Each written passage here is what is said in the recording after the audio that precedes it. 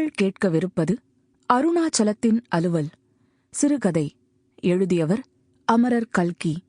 ஒலி வடிவில் வழங்குபவர் தீபிகா அருண். இது ஒரு கதை.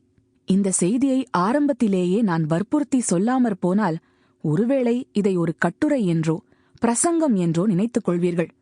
மற்றோர் அபாயமும் உண்டு. இதில் வரும் சம்பவம் உண்மையாகவே நடந்தது என்று எண்ணிவிடலாம். அவ்வளவு நிஜம் போல் இருக்கும். பிறகு ஆசாமி யார் என்று தேடப் புறப்படுவீர்கள். தன்னுடைய விஷயம் அவ்வளவு விளம்பரமாவதை என் நண்பன் அருணாச்சலம் ஒருவேளை விரும்ப மாட்டான். இந்த பரந்த பூமண்டலத்திலே தற்போது தனி மனிதர்கள் முதல் அரசாங்கங்கள் வரையில் எல்லாரையும் திக்குமுக்காடச் செய்து வரும் பெரிய பிரச்சனை வேலையில்லா திண்டாட்டம் அல்லவா?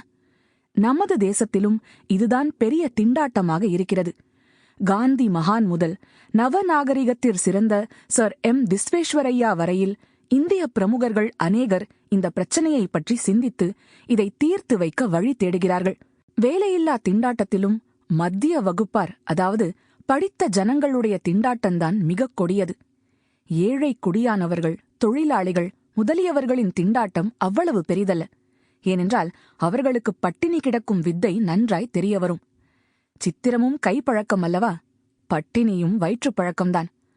ஒரு நாளைக்கு ஒரே வேளை அரை வயிற்றுக்கு சாப்பிட்டுவிட்டு சந்தோஷமாய் காலம் கழிக்க கிராமத்து குடியானவர்களுக்கு தெரியும்.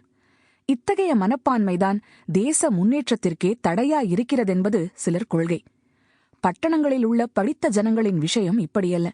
ஒருவேளை காப்பி கிடைக்காவிட்டால் போதும், அவர்களுடைய வாழ்க்கை சோகமயமாகி விடுகிறது. Sample complete. Ready to continue?